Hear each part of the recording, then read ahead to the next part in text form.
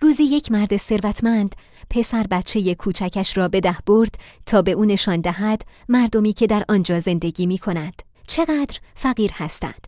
آن دو یک شبانه روز در خانه محقر یک روستایی مهمان بودند. در راه بازگشت و در پایان سفر مرد از پسرش پرسید: نظرت در مورد مسافرتمان چه بود؟ پسر پاسخ داد: عالی بود پدر. پدر پرسید: آیا به زندگی آنها توجه کردی؟ پسر پاسخ داد: بله پدر. و پدر پرسید: چه چیزی از این سفر یاد گرفتی؟ پسر کمی اندیشید و بعد به آرامی گفت: فهمیدم که ما در خانه یک سگ داریم و آنها 4 تا. ما در حیاتمان یک فواره داریم و آنها رودخانه‌ای دارند که نهایت ندارد. ما در حیاتمان فانوس‌های تزیینی داریم و آنها ستارگان را دارند. حیات ما به دیوارهایش محدود می شود، اما باغ آنها بی انتهاست.